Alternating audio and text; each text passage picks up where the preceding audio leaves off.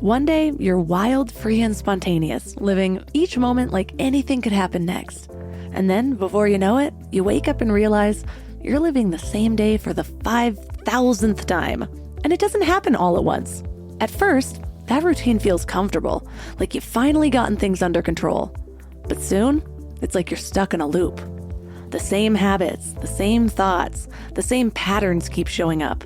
And every time you break free or make a change, it's like you're right back where you started.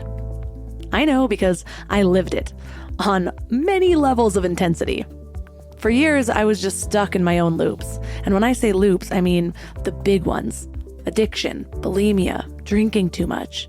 Even the endless cycle of promising myself I'd stop, only to find myself right back at it the next night. It felt like I was always on the verge of change, telling myself tomorrow would be different. And then there I was, right back in the same damn place. And maybe you know that cycle too. Maybe for you it's also wine. Or maybe it's the endless promises to finally do that thing you've been talking about forever. The business idea, the new hobby, reaching out to an old friend. And you hit a point where you don't even trust yourself to follow through, to create your own life the way you want it. And it's a scary place to be when the one person you should rely on can't keep their own promises.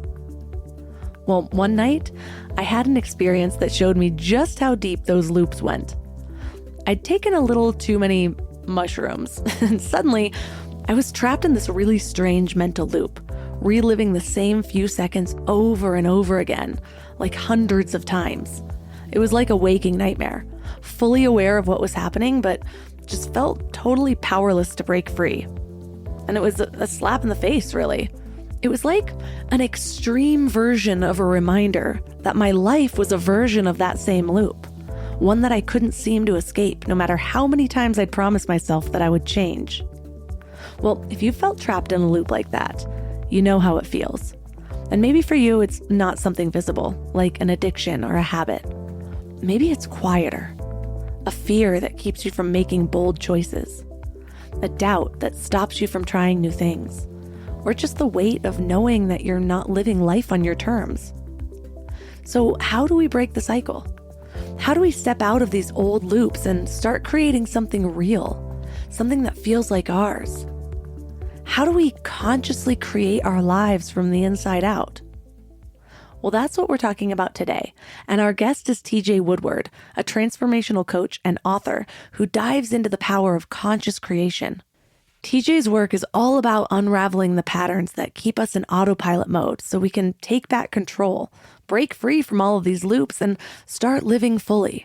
TJ is also a featured thought leader on wholehearted.org, along with Brené Brown, Marianne Williamson, and Dr. Gabor Mate. So 3 key things we will learn today are how to spot and break out of subconscious loops that keep you stuck, practical ways to start consciously creating a life that's actually yours, and tools for creating real, lasting change in every part of your life.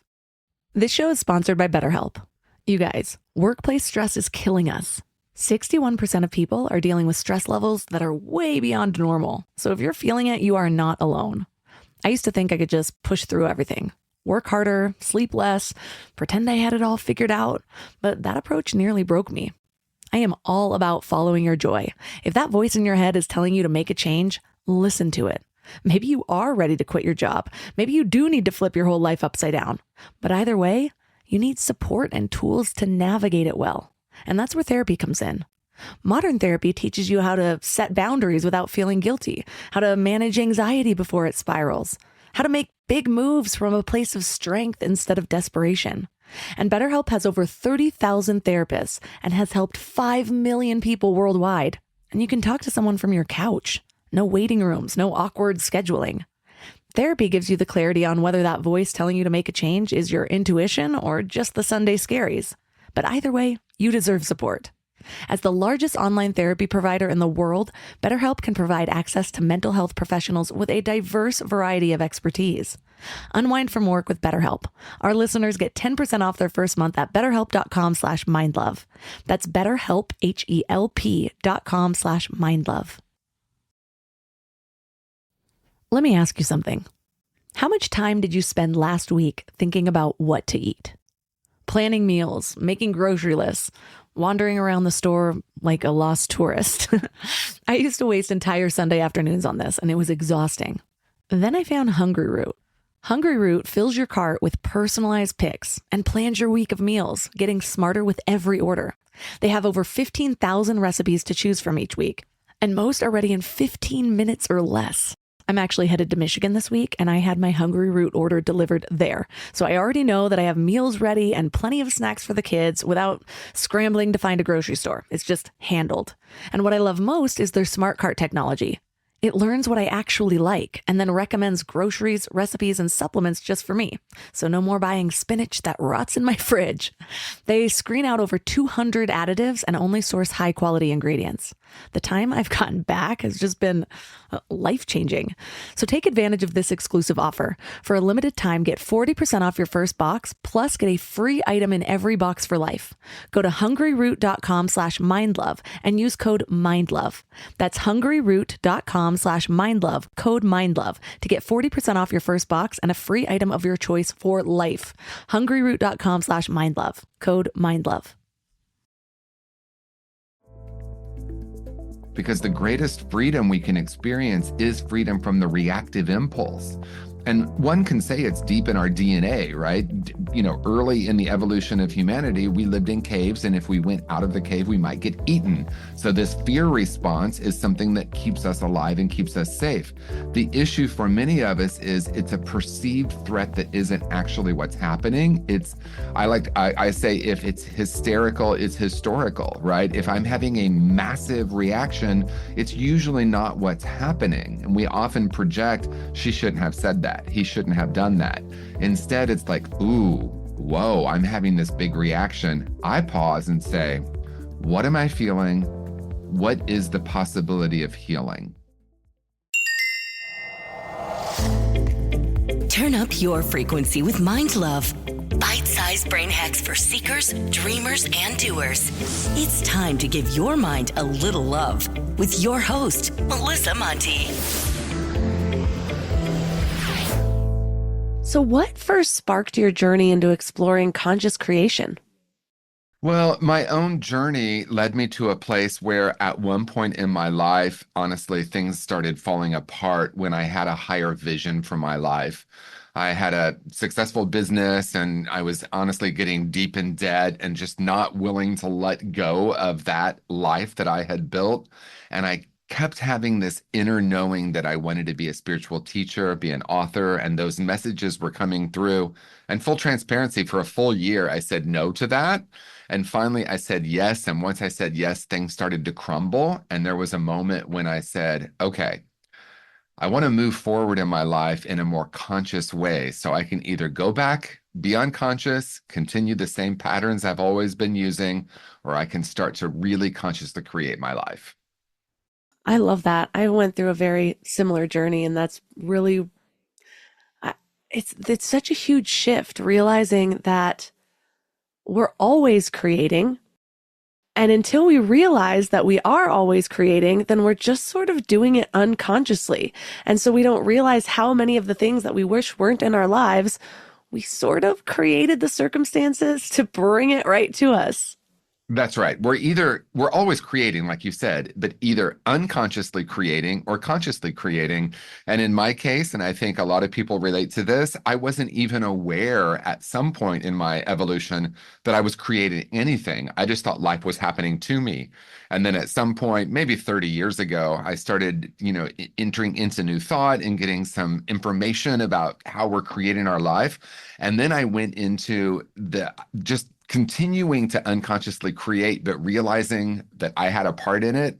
And honestly, in some ways, that was even more difficult until I finally realized, oh, this is about healing the past and overcoming the ideas, the beliefs, and honestly, the frequency that I was carrying that kept replicating itself over and over and over again.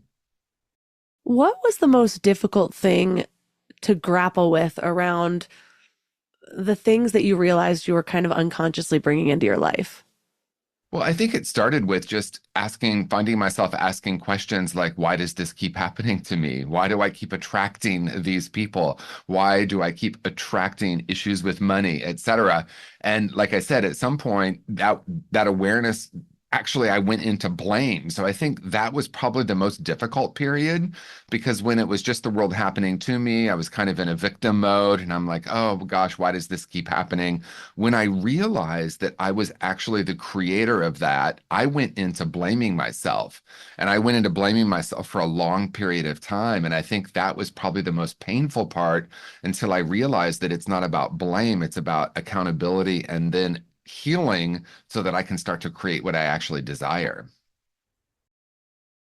From the surface level, when people are just sort of tapping into this understanding, a lot of times people come in and they're like, oh, wait, so this school of thought is saying that you're the one responsible for your traumas.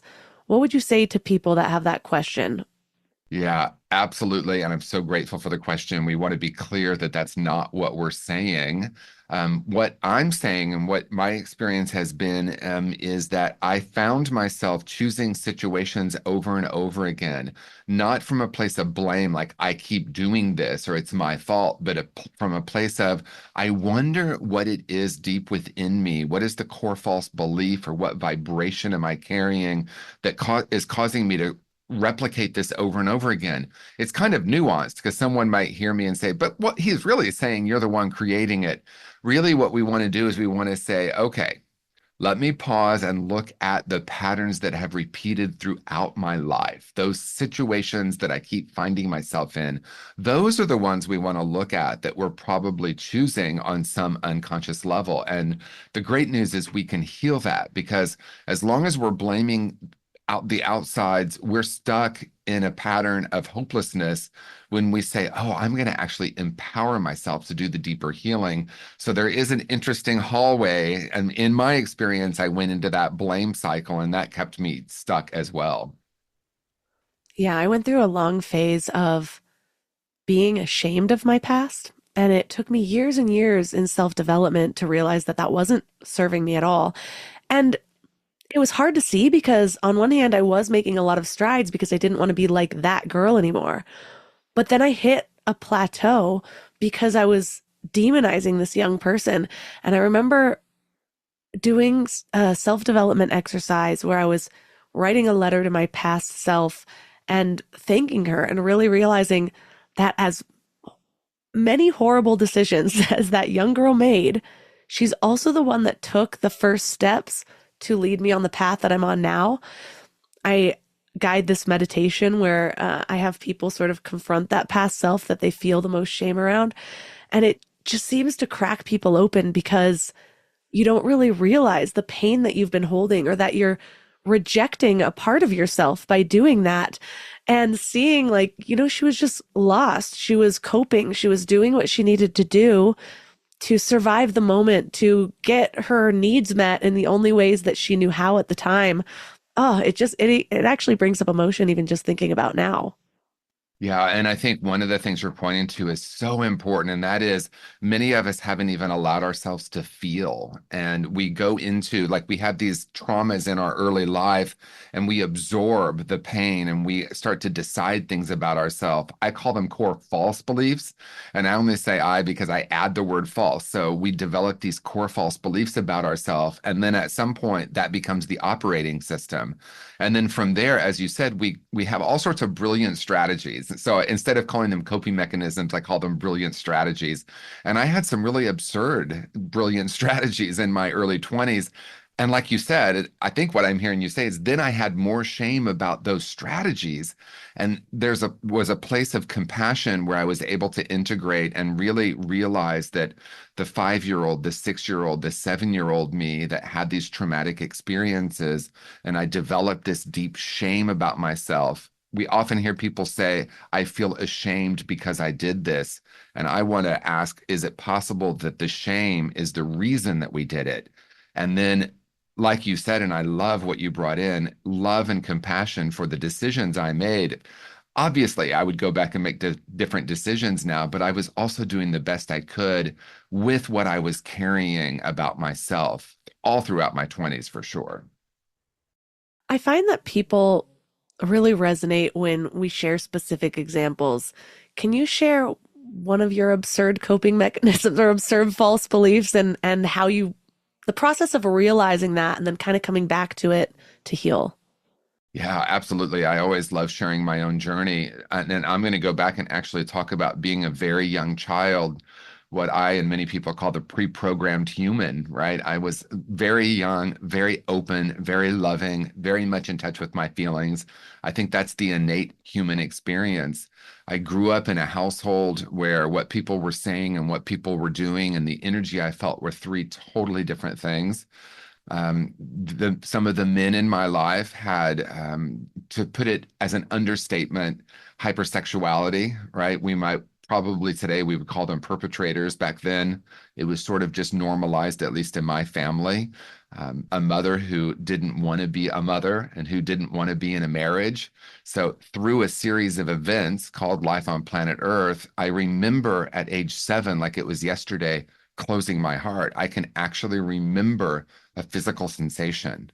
And at that moment, I decided I wasn't good enough and I was unlovable. That became my operating system. And when I was 14, I discovered drugs and alcohol. That was my first really brilliant strategy. I think my first really brilliant strategy was going into my room and closing the door. So like checking out has always been a strategy for me. And then when I found drugs and alcohol, that brought me a lot of relief. Of course, it didn't keep working that way, but I got sober when I was 20. But for those early years, it did help initially. Yeah, I feel like my childhood strategy was really just solidifying that I was on my own. And I could see it how the belief came in from like 11 different areas, but I I found it easier to feel really confident that I could handle everything on my own than the vulnerability of relying on people and then having them let me down. Because when they let me down, in my mind, it wasn't about them, it was about my worthiness or my ability to keep deep friendships. And it's actually something that I still work on today. I think marriage has been really healing for me because I've had to open that up, and then children has been another level. But I still sometimes finding myself just like taking care of myself first and then like, or like I'll take care of everyone else and then I'll take care of myself. Sometimes even with a little different meal. I don't even know how to explain it, but I'm like, why am I doing that again? Just merge, just merge with your family. And it's difficult. It's a work in progress. Do you ever find yourself slipping back to those old belief patterns? And then how do you catch yourself and make sure that you go back onto the conscious path?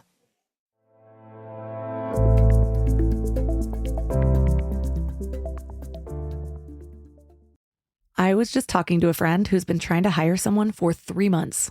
3 months!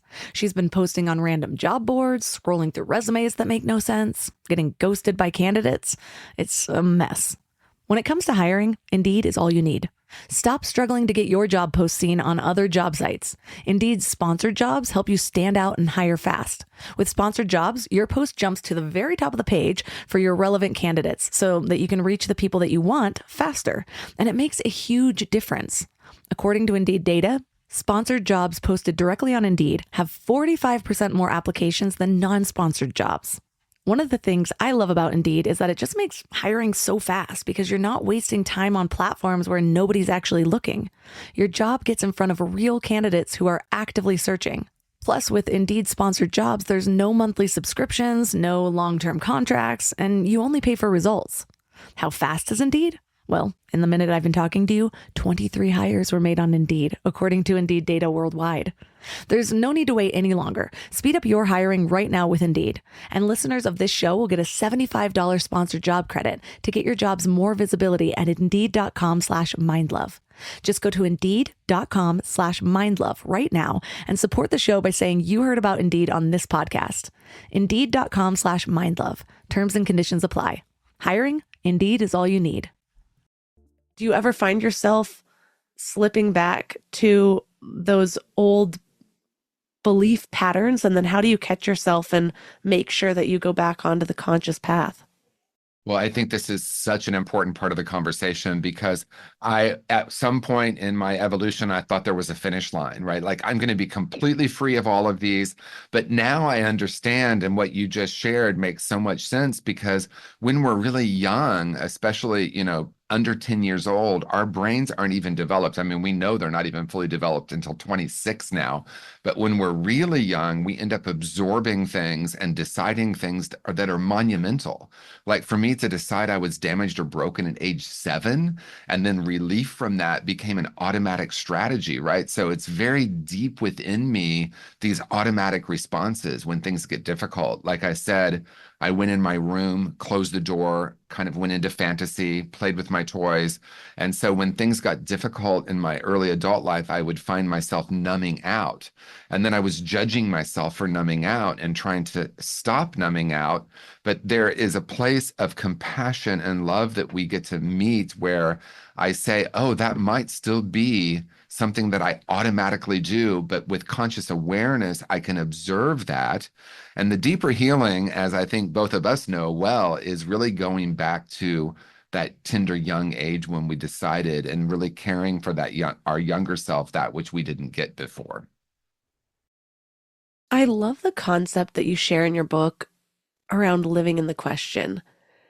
And I think it's such an important topic to dive into because it can be confused with always seeking. Like I thought it was a good thing that I was always searching for answers. And one thing that I'm often sharing is that for a long time, I got this obsession with finding the truth. And I think a lot of it started because I was raised with a lot of religious dogma and Christianity. And there were a lot of inconsistencies that I saw or holes in the story that I was told. And so I would ask questions genuinely interested. And sometimes I'd be like kicked out of Sunday school because I'm like, well, if aborted babies go straight to heaven, I don't understand. And they're like, thinking I'm trying to just be a pill, but really I'm genuinely curious. Anyways, so I got obsessed with like finding the truth. And so I'd go down one path and it would say something and then it's something contradictory. Now I feel like I've found a peaceful sort of middle of realizing what a lot of things have in common and feeling pretty solidified in my beliefs. But one of my big beliefs is I believe that we're always going to evolve our understanding. So what I believe now, the moment that I think it's right and it's solid and it's unchangeable, I'm probably on the wrong path. My belief is that this endless curiosity is going to guide me. So, how do you explain the difference between always chasing answers and living in the question? Well, I love what we're exploring now because to me, this is so important because when we are seeking answers, we're often looking for something outside of us to try to either heal something or answer something that feels out of alignment within. So I always start the conversation by saying we came into the world as whole and complete, whole and perfect beings, and then we were programmed to believe we're damaged or limited in some way. So when we believe we're broken or damaged, we will often look to the world to bring us answers. That's that seeking, right? I remember at one point I was called myself a spiritual seeker, like always seeking, but this seeking was outside for these concrete answers to life. What happens after we die? What is the meaning of life? In all these externals. And at some point, I started to understand that living in the question and being curious actually opens us up rather than thinking, oh, I'm asking this question so I can have a specific and concrete answer. Living in the question is asking open-ended questions that will allow me to raise my consciousness and open up to a different way of seeing things. When I anchor in spirit or in that essential being as a starting point, I realize that this true safety lies within that. Then I'm open and I'm curious rather than thinking there's a right and a wrong. And we can see that played out in the world. There's so much division caused by specific answers and one group thinking they have the answer. And then another group, down the street has a completely different answer that they believe is the truth. And the truth is, it's probably true for both of them because our beliefs are consistently creating our reality. That's right. One thing I feel like has come with humility as I've aged, where there's been so many times where I've like found the right way to eat and I feel like it's right for everybody. And then I do it for 5 years and I'm like, actually, I feel like I'm going to die. So this whole time I've been wrong. And then, and then I switch to another one and that's the right way. And with enough switching and enough conviction that ends up sort of disintegrating along the way, I'm like, what's right for me is not always right for somebody else. And what's true for me is, I mean, that was true for me for a time because I wholeheartedly believed it. And I think our That's right. beliefs shape our reality more than objective circumstances because we're all seeing the objective circumstances through a subjective light and creating our own truth around it. Well, that's right. And when I really understand that, not only can I have curiosity for myself, but I can also have compassion for others, right? When I believe I am my opinions, my points of view, or I'm not aware of what we're really doing here, which is creating our reality or projecting our reality based on the camera or the lens that we're holding, right? So it's belief, it's frequency, it's core decisions we have about ourselves and the world. So if someone sees themselves as damaged or broken, they will see that in the world. And when I understand that, there's this amazing moment of compassion for everyone else on the journey, because then I'm not so solidified in my opinions. I can start to become curious. And when we call it confirmation bias now. So if I say the world is a kind and loving place, can I find evidence to support it? If I say the world is brutal and hostile, can I find evidence to support it? They're both true on some level. The question is, what do I want to create in my life? What do I want to focus on? So if I believe I'm limited, damaged, or broken, I will continually experience that in the world. When I go in and start to unlearn some of these ideas, reconnect with my true nature, using the open-ended question process to expand my awareness, then I start to realize, wow, life is actually filled with infinite possibilities. The only person that's truly limiting it is me. And I realize there are conditions in the world. We're not denying that. But when I really started to play with it, I started to get these results and say, oh my gosh, we really are creating our life way more than many of us are aware of. I used to get really frustrated with my mom because there's seems to be so many expectations, and not just on me, on everything. Not even just everyone, on everything. Like, this is the way that it should be. This is the way that you are polite when going to a party. This is the way that you host a party. This is the way. And it seems so exhausting. And I'd get frustrated because I'm like, why are you doing this to me? And then I had this understanding, oh, this is the cage you're living in. Every time you go to a party, this is how you should be. And because you're holding yourselves to such high standards, it feels crazy to you that no one else is giving that same kind of care. And I'm like, I get that. And also, I wonder how much happier you would be if you just let go. That's right. And that's the key, really. The phrase, would you rather be right or happy, comes to mind. And I think that when I understand, as we said, I'm really projecting my viewpoints onto reality constantly. It's like life is 10% what happens and 90% how I perceive it, right? And that perceiver is what really creates the experience. Two people can have the exact same experience, call it something totally different, and therefore have a different experience of it, right? Someone gets a diagnosis and they're like, oh, this is horrible and this is terrible and oh my gosh. Right. And then they start to experience that. Another person will say, okay, I have this diagnosis. Now what? How do I work toward healing? What do I want to do with this? How do I make this work for me? We now have a phrase in our culture called toxic positivity. That's not what I'm talking about. Toxic positivity is saying, let's pretend like it's not happening. Not at all. Life is happening, but I can easily look at someone and, it's always interesting. I can see it so clearly in my parents, but it took me a while to see it in myself, right? But like you said, okay, I can see how my mom's reality, her points of view have created her reality over and over and over again. And then I said, wow, I know I must be doing that too. And in that exploration, I found so much freedom. But of course, at first, like I said, it was difficult because I started blaming myself. And then I reached a point, wow, this isn't about what is right or wrong. This is about what gets created when I live from this awareness, what might get created if I were to live from a different awareness or a different possibility.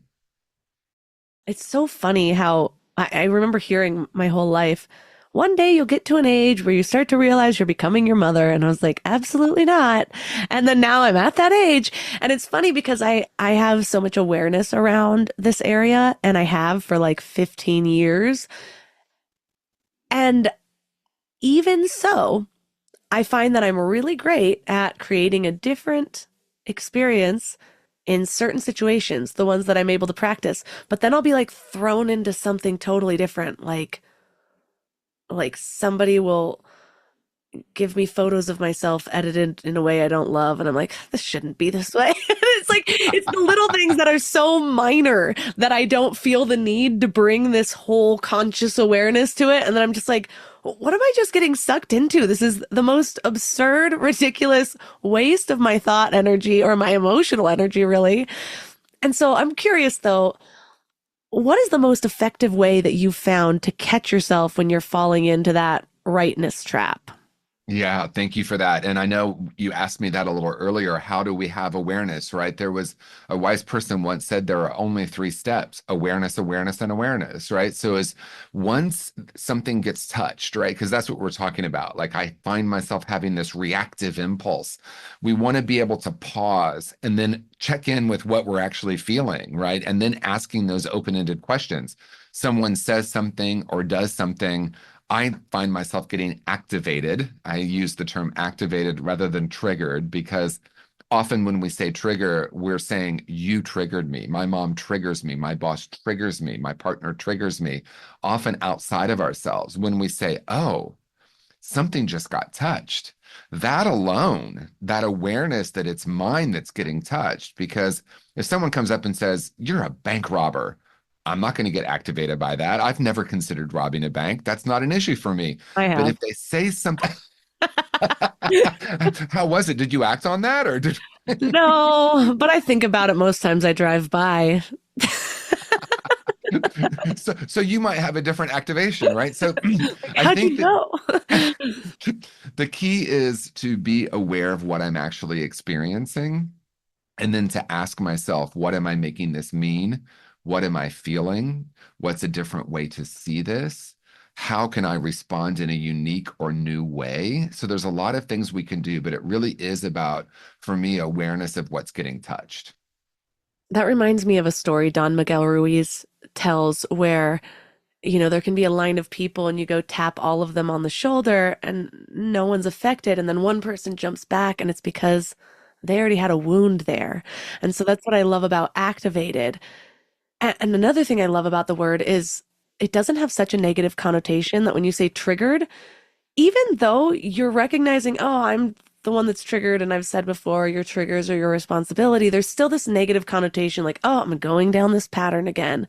But instead, if you're just activated, there's not a necessary neural pathway loop that you have to go down. You get to choose, okay, yes, I'm feeling very heightened.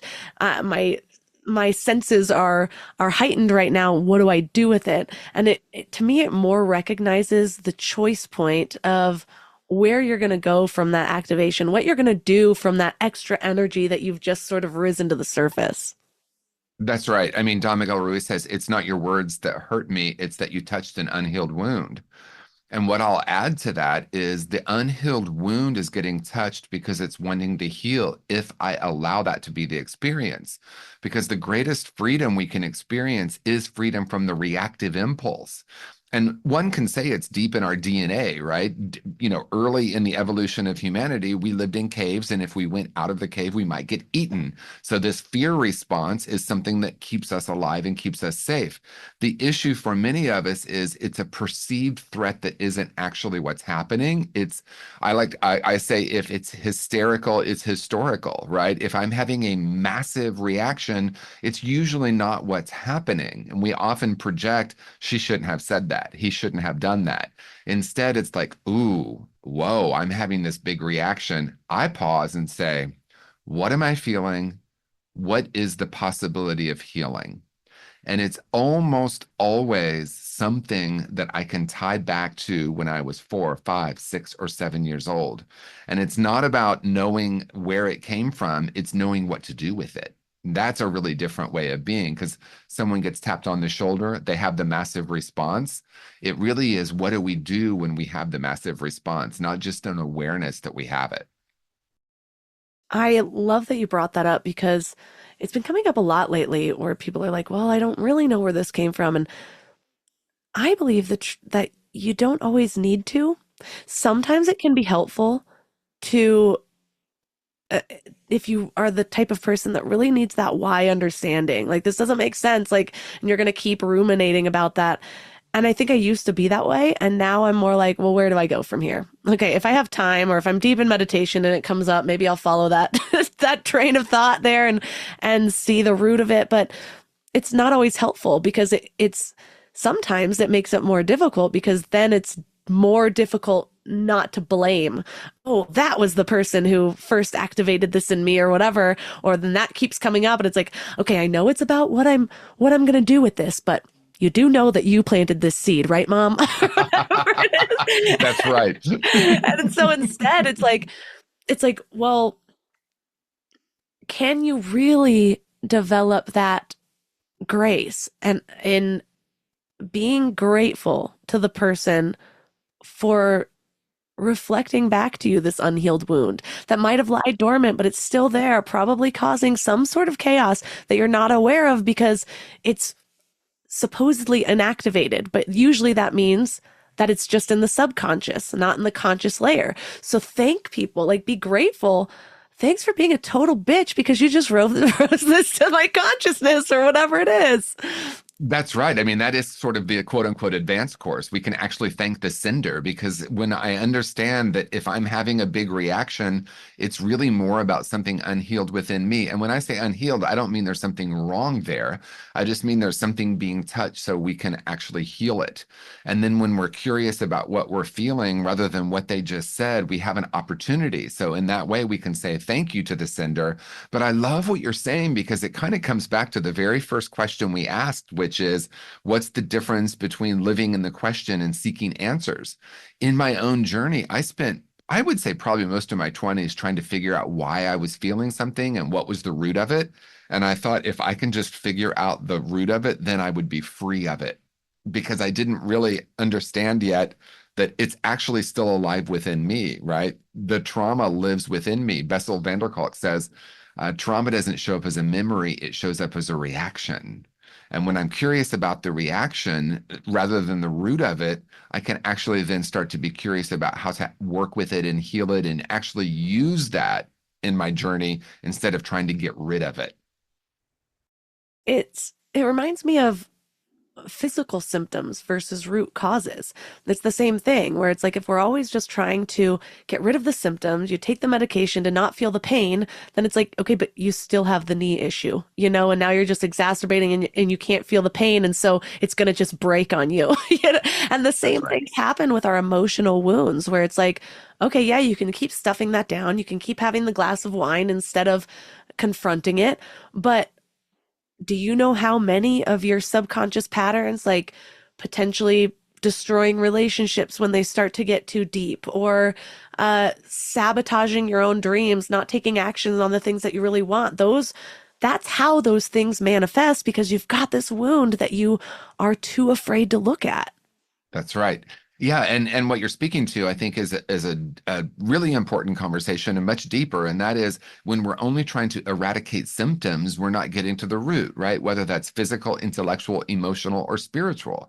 If we're not getting to the root, and you know, I have the honor of working in the behavioral health field, and a lot of the models that are put in place are, what are your symptoms? We label them as either positive or negative symptoms. We give a diagnosis based on these quote unquote negative symptoms, and then we figure out how to eradicate or reduce them. And although that is useful, it's not always getting to the root of the matter. And the root of the matter is almost always shame and a disconnection from our true nature, a belief that we're damaged or broken, that frequency that we're carrying about ourselves. When we get to the root of it, we can actually start to have a different experience of ourselves. And then the symptoms actually start to work themselves out in many ways. ways, right? And as you said, if we're only numbing or treating the symptoms, whether that's drugs and alcohol or another strategy, or even a medical professional who's trying to reduce these symptoms, and I'm not saying there's anything inherently wrong with it, but if we're going to do that, in addition to that, we also want to be curious about the root causes. I remember when I was in my 20s and I was really getting serious about, I didn't know the language at the time, but it was about consciously creating my life. I was like, how do I make changes? How do I become like these people who seem to create a life that they actually love? And everything kept coming back to awareness. I'm like, okay, I'm aware. Now what? Like, and then I'd fall into the trap of being right or unconsciously creating or whatever it is. And I'm like, how is it possible to be so aware all the time? What would you say to somebody who is at that stage of awareness? Well, I think the greatest gift we can offer ourselves is looking at life as a great experiment, right? So if I'm looking at life as an experiment, I can say, oh my gosh, I find myself frustrated by this, or why does one, when I'm comparing myself to someone else, I'm thinking about my friend from high school who has become wildly successful, and I always knew he would be because his core beliefs were like, I'm going to do it no matter what. Maybe that was his strategy to something, but I was next to him saying, but I'm unworthy, right? And so we had these different realities, and for a long time I judged myself. Well, why can't I be more like him? And first of all, I don't know what's happening within him. But what I do know is that because I believed I was unworthy, I kept replicating it over and over and over again. And I had a teacher once say, if you're struggling with money and you look at your bank account and you see a very small balance, and it's been small for years, I want you to say, look how powerful I am. I keep creating this small bank account. Because the point is we're always creating. And so not to say, okay, now I'm going to blame myself for that, but to say, oh, I wonder what the core belief or idea about myself is, this constantly or continually replicating that. How can I start to shift that or change that and have a different awareness? And so I think the reason I say it's an experiment is the more aware and the more present I am, the more life becomes rich, the more I feel on purpose, the happier I am, the better my relationships are. And so I start wanting that more instead of the old way of doing it. And so it becomes really simple then. I think we actually change based on what we do want, not on what we don't want. So the more we start to practice this, it's like, oh, wow, this is energizing and fun. Yeah, I have noticed that over time, what happens for me is that I expand my capacity for awareness. So at first, where it's feels like, oh, this is too much to keep up with. What, the whole time I'm having to ask myself these questions? Eventually, I've done it enough in one area that starts to be my new autopilot. And then I move it to another area and to another area. I'm reminded of yoga, actually. I have been doing yoga for 17 years. And so when I am doing a yoga class, I remember bringing a friend to a yoga class once.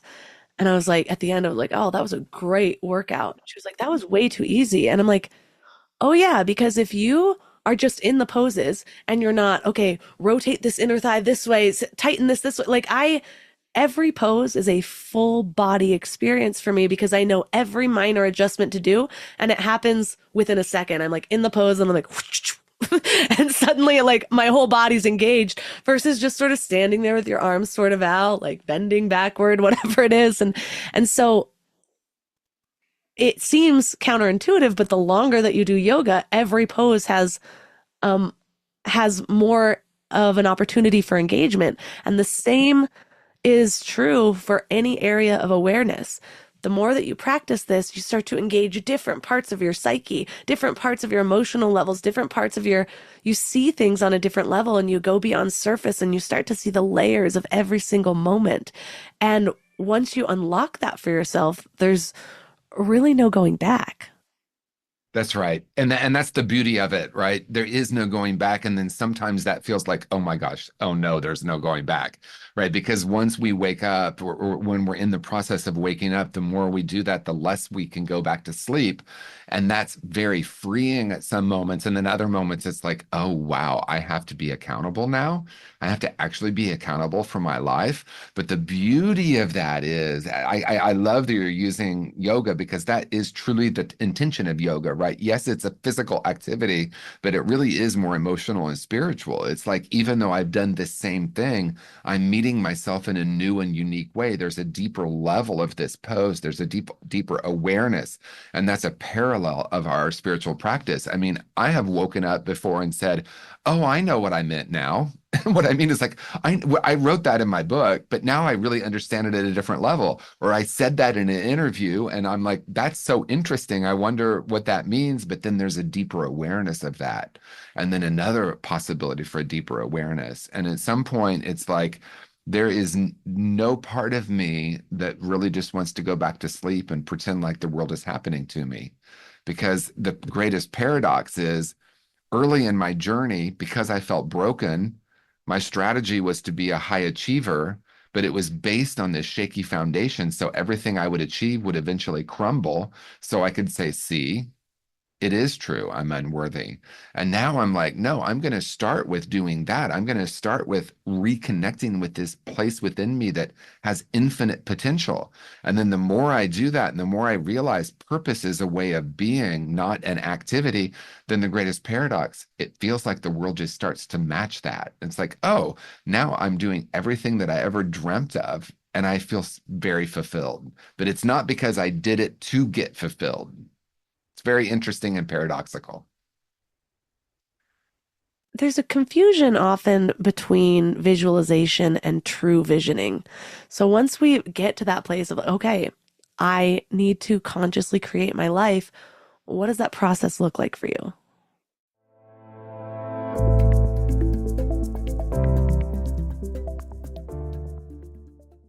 In my book, Conscious Creation, I have a 5-step process, and it's making peace with the past, overcoming core false beliefs, which is really a lot of what we've been talking about.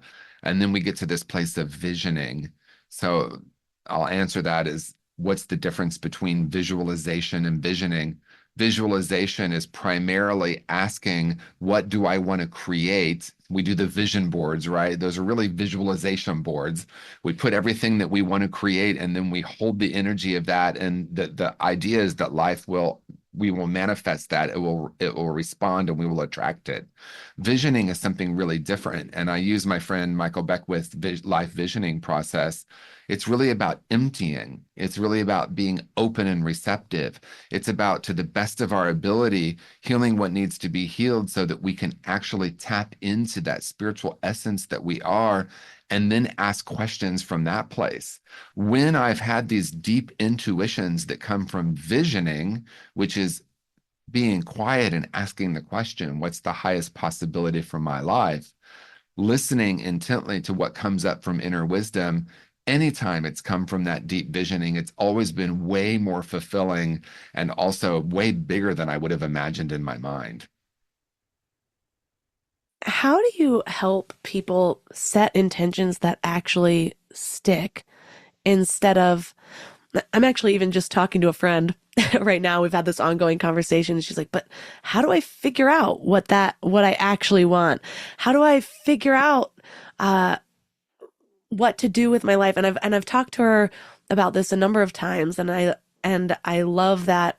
Feel like that's a huge switch for people, is you need to take the space to get quiet and ask questions, because if you're not, all of your inclinations are going to come from all of the messages you're hearing from everywhere else, because you're not spending time to listen to your own messages.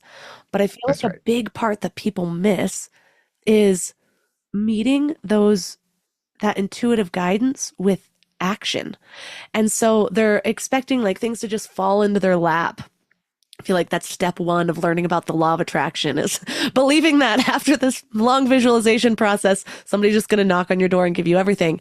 And the funny thing is magical feeling things like that happen to me all the time, but it didn't really start until I started saying, okay, intuition, I'm going to act on you. I'm going to do the idea that you just gave me. And if I don't, then that's the only thing that I keep being fed. And then because I'm not taking action, I get into my head and I'm talking myself out of it. And then the other voice, the voice of doubt, is just as strong as the other one because I'm spending just as much time there.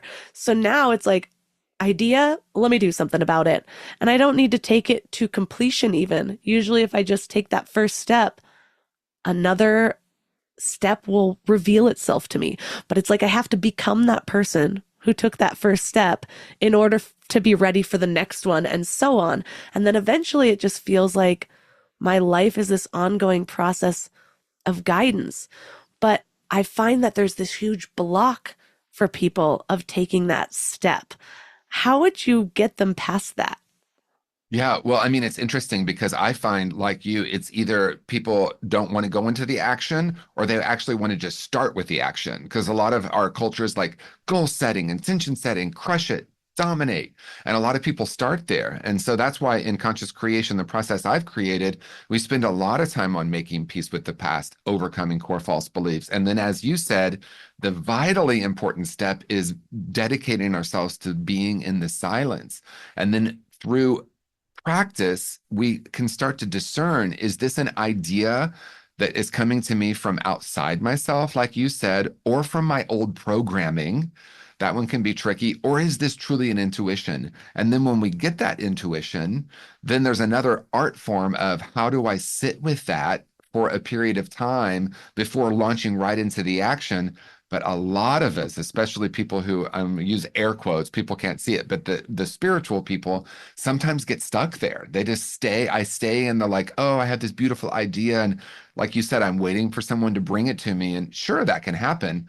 But most of the time, I would say about 100% of the time, there's action that's required. So being clear and discerning, is this a deep intuition? That is a practice. And then from there, really giving that a concrete action. And honestly, that is what changed my life. About 16, 17 years ago, I started this intention setting process that has weekly action items. It's very, in some ways from the outside, it would look almost rigid, but I know that the ideas that come from the deep vision, then applying this process that has a lot of structure, that has been life-changing for me because it's the spirit, it's knowing, it's the intuition, and then it's also having the action in the quote unquote real world so that we can activate the vision.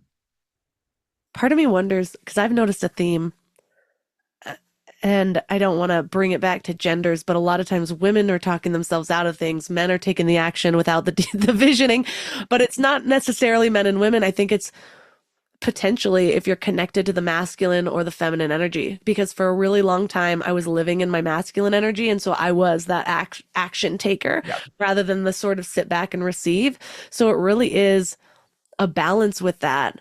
And I used to be so worried about, like, I would get also overly engulfed in all of the research about stuff because I was so afraid of doing the wrong thing, making the wrong choice. And now I know that if I've spent some time in silence and I know the feeling of, okay, yeah, this is the next action. And that doesn't necessarily mean that it's still going to be a straight line. A lot of times I end up doing stuff and I'm like, oh, this isn't it. But I needed to experience that to know. I needed like the experiential part of it to know, come over here. Or I took that step and yeah, that's not where my business is going or where my life is going, but there's something key that I learned that I need to take onto this other path. And so it might look like this zigzag path or this up and down trend, but if you really understand what you've learned, what you've picked up on, who you became through that whole process, the entire thing makes sense and they were necessary steps anyways. Yeah, looking back, I can always see, oh, that led to this and that led to this, right? One of the things, and I love that you're talking about it because it is true. I mean, gender roles are certainly changing, and we obviously have, the ability to tap into what we classify as masculine energy or feminine energy. But I agree that a lot of us get programmed based on our gender too, and that's changing some, but it's still sort of there, right? And a lot of us end up defaulting to that because that becomes a way of being.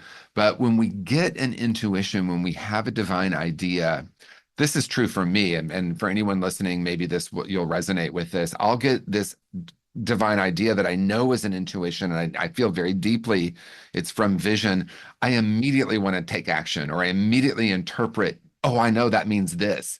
And so for me, because I tend to jump right into the action, for me, it's learning how to pause and reflect and sit with, I wonder how this vision wants to manifest, instead of, oh, I have an idea of how to jump right into the action. And for someone else, if their tendency has been to like stay more in the inaction, we'd want to encourage ourselves to move into action, right? So it's not a one size fits all, but I do know that when we have the deep intuition, even if I quote unquote do it wrong, which there's no wrong, I will find myself learning a lot. I mean, I remember when I had a vision to start a spiritual community in San Francisco in 2012. I immediately interpreted what it's supposed to look like, and so I went into the action, and it wasn't flourishing the way that I wanted it to. And when I had a deeper surrender, then beautiful things came from it. Amazing things started to transpire that were way bigger, or quote unquote better than what I would have imagined based on my own programming. So just sitting with that vision, because sometimes someone really does just knock on the door. That's what happened for me. I know I write about it in Conscious Creation, but someone else caught something in vision, and there was a collaboration that was created from that partnership that was much greater than what I would have been able to do on my own. That brings me to the question of connection, because so often it seems like, oh, going inward, being silent, visioning. And I think this is very common in this age where we're doing everything on our own. And maybe we all have that wound that I started with of like, that vulnerability is scary. And it's funny because if people listen to this podcast, they're like, what do you mean you have a problem with vulnerability? You openly share so much about yourself. And I'm like, yeah, that's not my issue. For some reason, that's always felt safe to me, even if people don't react in a supportive way.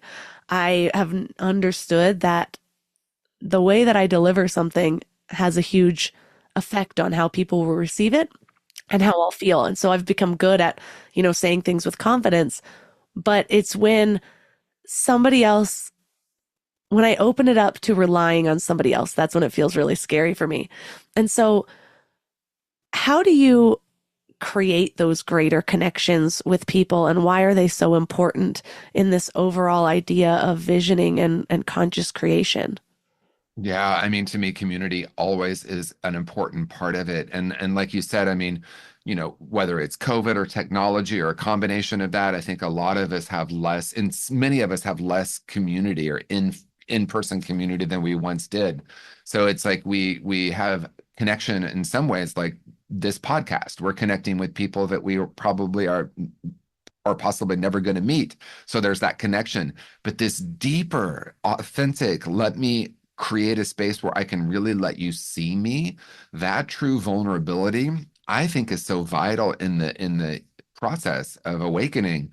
I think about communities I've been involved with, and sometimes there are communities that are based really a lot in belief, and there's a limitation there. But the communities that are dedicated to really seeing beyond, beyond the programming and seeing the essential truth.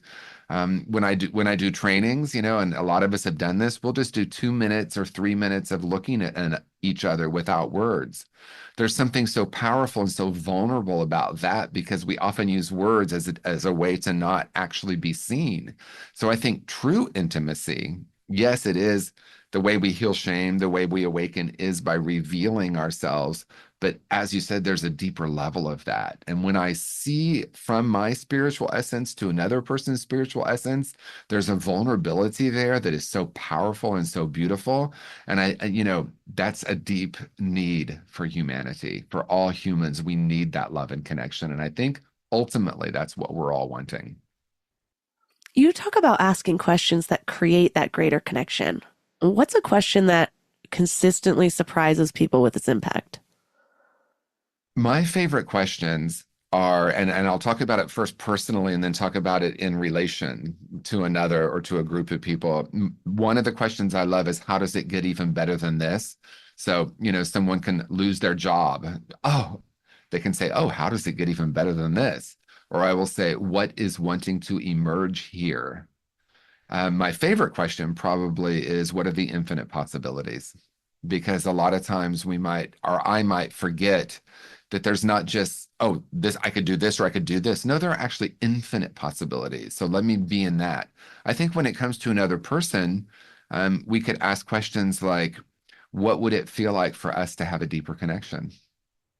How can I feel more connected with you?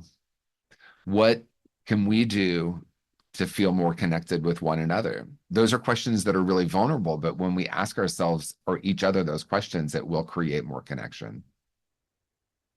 Well, we've covered so many amazing nuggets of wisdom. If you were to leave our listeners with one question or action item to sit with, what would it be? You know, I do a lot of interviews, and usually a question like this comes up, and I find myself saying something really similar. And so I'm called to say it again. And that is, if no one has yet told you today, or you haven't been aware of yourself, you are a whole and perfect being. You came into this world as a spark of divinity, and that's the ultimate truth of who and what you are. So if there's a question, the question I would leave someone with it is, if I'm not aware of that, how would I be aware of that more today? What can I do to experience my own divinity today? I love that.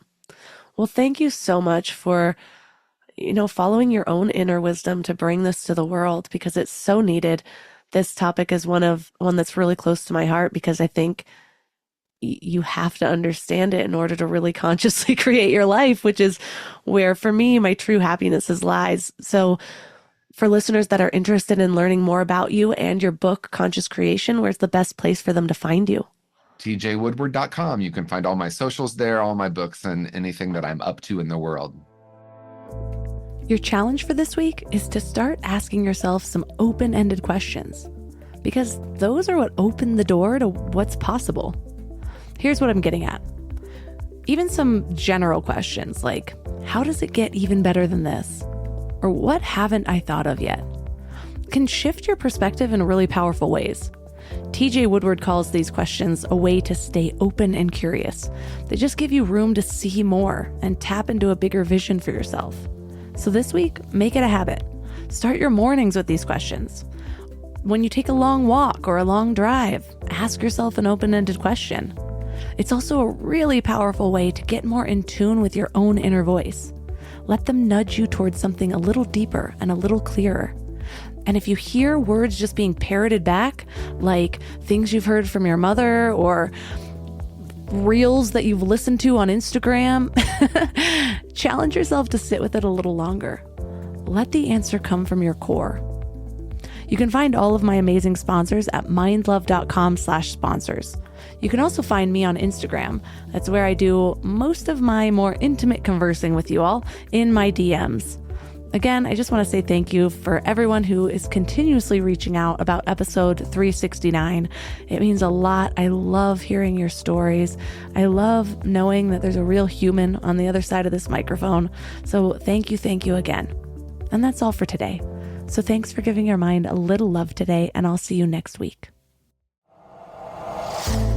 Thanks for tuning into Your Higher Frequency with Mind Love. Head to mindlove.com for a free gift to keep your vibes up until next week.